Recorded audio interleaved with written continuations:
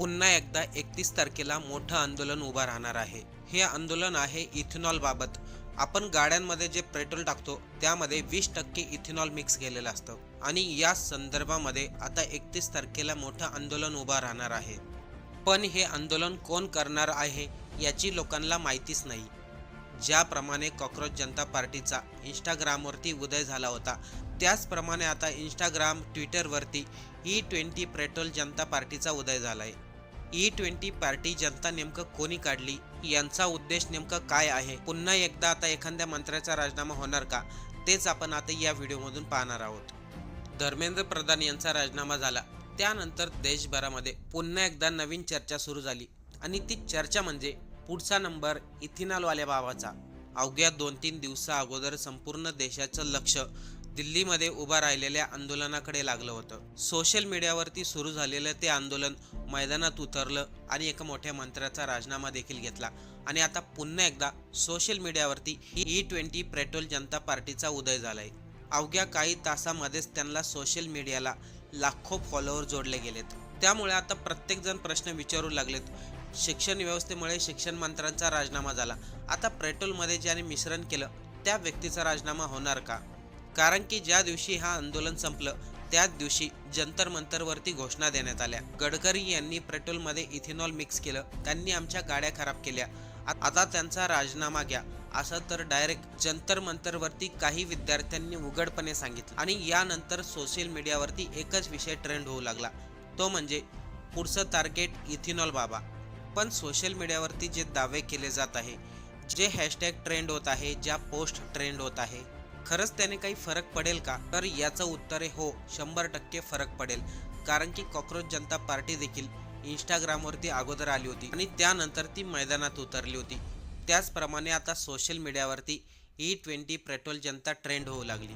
आता मेन मुद्दा असा आहे, इथेनॉल धोरणच्या बाबतीमध्ये खरंच 31 तारखेला आंदोलन निघणार आहे का, उभा राहणार आहे का, आणि हे आंदोलन कोण करणार आहे, या प्रश्नाचं उत्तर तुम्हाला पुढील काही मिनिटात मिळेल.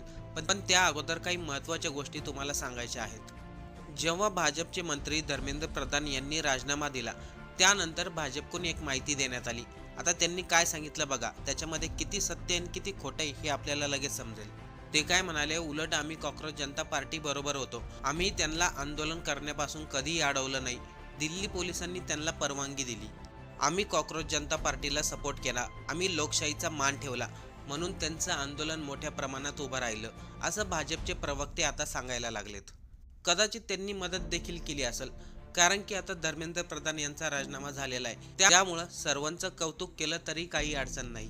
पण मेन मुद्दा असा आहे, हे आंदोलन संपलं नव्हतं, तेच लगेच इथेनॉलबाबत दुसरं आंदोलन उभा करण्याच्या घोषणा होऊ लागल्या. आज आपण बघा ना, इंस्टाग्राम असो, ट्विटर असो, फेसबुक असो, सर्वांवरती आपल्याला एकच विषय ट्रेंडमध्ये दिसतोय, पुढचा नंबर इथेनॉलवाल्या बाबाचा. आपण जर आत्ता जाऊन पाहिलं ना, इंस्टाग्राम, ट्विटरवरती E20 पेट्रोल जनता यांचे फॉलोअर्स सारखे वाढत आहेत. आता यांचं धोरण काय ते ऐका. आम्हाला गाड्यांसाठी शुद्ध पेट्रोल मिळावं, इथेनॉल मिक्स पेट्रोल आम्हाला लागत नाही. आज पेट्रोल पंपावरती आपण गेलो तर कुठेही इथेनॉलचा बोर्ड लावलेला दिसत नाही, पण त्यामध्ये इथेनॉल मिक्स असतं, त्यामुळे आम्हाला 100% प्युअर पेट्रोल मिळेल असं बोर्ड लावलेलं दिसलं पाहिजे आणि त्यामध्ये शुद्ध पेट्रोल असायला हवं. हे धोरण E20 पेट्रोल जनतेचं आहे. याशिवाय आणखीन एक महत्त्वाचा मुद्दा आहे त्यांचा. E20 पेट्रोल जनता पार्टीने दावे केलेत, इथेनॉलमुळे अनेक लोकांच्या गाड्या खराब झाल्यात, मायलेज खराब झालेत, इंजिनमध्ये बिघाड आलेत, गाड्यांमधील रबर पाईप खराब झालेत, तरी देखील हे सरकार कोणतीही काळजी घेत नाहीये. मुळामध्ये लोक म्हणतात गाडी आम्ही खरेदी करायची, पेट्रोल आम्ही टाकायचं आणि वरतून गाडी आमची खराब झाली तरी पण आम्हीच रिपेअर करायची. मग E20 पेट्रोल हे कोणासाठी काढलंय, याचा फायदा कोणाला होतोय? सरकारला याचा 100% फायदा होतोय, पण ग्राहकांना फायदा नाही, त्याचा तोटा होतोय. यावरती नितीन गडकरी म्हणतायत E20 पेट्रोलमुळे कोणाचीही गाडी खराब झालेली नाही आणि त्यामुळे इंजन खराब होत नाही, झाला तर 1-2 पॉईंट मायलेज कमी होईल, पण इंजन वगैरे खराब होत नाही. गडकरी असं म्हणतात, माझं नाव बदनाम करण्यासाठी आणि इथेनॉलचं नाव बदनाम करण्यासाठी सोशल मीडियावरती पेड मोहीम चालवली जाते. लोक पैसे घेऊन बोलतात, लोक पैसे देऊन व्हिडिओ बनवत आहेत. पुढे गडकरी असंही म्हणतात, मला एक तरी गाडी दाखवा जी इथेनॉलमुळे खराब झाली आहे. आणि दुसरीकडे आपण पाहिलं तर सोशल मीडियावरती लाखो व्हिडिओ पडलेत. कोणी सांगतंय माझ्या गाडीचा मायलेज कमी झालाय, कोणी म्हणतंय माझ्या गाडीचं इंजन खराब झालंय. पण गडकरी म्हणतायत आमच्यापर्यंत एकही कंप्लेंट आलेली नाही. जर आम्हाला काही कोणती कंप्लेंट आली तर आम्ही त्याच्यावरती कारवाई नक्की करू. याशिवाय सोशल मीडियावरती गडकरी यांचे काही जुने व्हिडिओ व्हायरल होत आहेत. त्या व्हिडिओमध्ये ते स्पष्ट सांगताना दिसत आहेत, काही वर्षांनी तुम्हाला पेट्रोल 15 रुपये लिटर मिळेल. हा व्हिडिओ त्यांचा जुना व्हिडिओ आहे. याच व्हिडिओवरती लोक म्हणतात गडकरी साहेब तर म्हणाले होते 15 रुपये लिटर, पण ते पेट्रोल स्वस्त होण्याऐवजी महाग होत गेलं.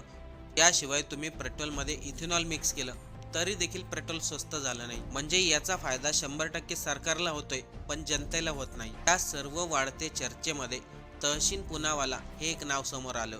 तहसीन पुनावाला यांनी इथेनॉलच्या धोरणाबाबत पूर्वी आपली भूमिका घेतली होती. त्यांनी सांगितलं आम्ही सरकारला वारंवार सांगितलं आम्हाला इथेनॉल मिक्स पेट्रोल नकोय, आम्हाला शुद्ध पेट्रोल हवंय, पण सरकार आमच्या गोष्टी ऐकत नाही. त्यामुळे 31 तारखेला ते मोठा मोर्चा काढणार आहे. हा मोर्चा नवी दिल्लीमधील इंडिया गेट पासून पार्लिमेंट स्ट्रीट पर्यंत निघणार आहे. या मोर्चामध्ये नागरिकांनी स्वतःची दुचाकी आणि कार घेऊन सहभागी व्हा असं त्यांनी सर्वांना आवाहन केलंय. या आंदोलनाचा मुख्य मुद्दा तोच आहे, लोकांना शुद्ध पेट्रोल मिळावं आणि इथेनॉल मिक्स पेट्रोल हे बंद करावं. आणि जर तुम्हाला वापरायचंच असेल, ज्याची इच्छा असेल तेच त्याचा वापर करू शकतील असं धोरण काढा. सर्व गाड्यांवरती इथेनॉल मिक्स पेट्रोलचा निर्णय लादू नका. तहसीन पुनावाला यांनी या आंदोलनाला गाडी मार्च असं नाव दिलंय. हा ग्राहकांच्या अधिकारासाठी लढाई, कोणत्या मंत्र्यांच्या राजीनाम्यासाठी लढा नाहीये. तहसीन पुनावाला म्हणतात गडकरी हे क्लिअरपणे खोटं बोलतात. ते सांगतात तुम्हाला पेट्रोल पंपावरती शुद्ध पेट्रोल मिळेल, पण खरं पाहिलं तर पेट्रोल पंपावरती कुठेही शुद्ध पेट्रोल मिळत नाही आणि तिथे कोणत्याही प्रकारचे बोर्ड लावलेले नसतात. ना E20 पेट्रोलचे बोर्ड असतात, ना तुम्हाला 100% प्युअर पेट्रोल मिळेल असे बोर्ड लावलेले असतात. आता 31 तारखेला खरंच या आंदोलनामध्ये किती लोक सहभागी होतील हे आपल्याला त्या दिवशी समजेल. पण दुसरीकडे E20 पेट्रोल जनता हे सोशल मीडियावरती चांगलंच ट्रेंड होऊ लागलंय. त्यामुळं आता लोक म्हणतायत अगोदर कॉक्रोच जनता पार्टीचं आंदोलन धर्मेंद्र प्रधान यांच्यासाठी झालं, आता E20 पेट्रोल जनता पार्टीचं आंदोलन इथेनॉलच्या धोरणाबाबत होणार आहे. यावरून तर एक गोष्ट स्पष्ट दिसते, कारण की आता लोकांच्या मनामधील भीती गेली आहे. अगोदर लोक सरकारच्या विरोधामध्ये बोलायला घाबरत होते, पण जेव्हापासून कॉक्रोच जनता पार्टीचं मोठ्या प्रमाणात आंदोलन झालं तेव्हापासून लोकांनी आपली प्रतिक्रिया द्यायला सुरुवात केली आहे. सोशल मीडियावरती जंतर मंतरवरती काही लोक उघडपणे म्हटले नितीन गडकरी यांनी देखील राजीनामा द्यायला हवा. राहुल गांधींपर्यंत लोकांच्या समस्या गेलेल्या आहेत. लोकांनी अनेक तक्रारी केल्यात, आमच्या गाड्या खराब झाल्यात, आम्ही लाखो पैसे लावले आणि आता त्याच जर गाड्या खराब झाल्या तर आता आम्ही कोणाकडे न्याय मागू? राहुल गांधींनी लोकांना आश्वासन दिलं या लोकांच्या समस्याबद्दल आणि इथेनॉलबद्दल मुद्दा नक्की मांडेल. जर लोकांचं आंदोलन उभं राहिलं तर त्यांना पाठिंबा देखील देतील. आता या सर्वांबद्दल आपल्याला काय वाटते? ज्याप्रमाणे कॉक्रोच जनता पार्टीचं मोठं आंदोलन झालं होतं त्याचप्रमाणे T20 पेट्रोल जनता पार्टीचं आंदोलन होईल का? आणि खरंच आता लोकांच्या मनामध्ये जी भीती होती ती आता भीती निघली आहे का? आपण व्हिडिओमध्ये जे काही सांगितलं, जे काही सोशल मीडियावरती ट्रेंड होते त्याच्या आधारावरती आपण माहिती सांगितलेली आहे. आपण कोणावरती आरोप करत नाही.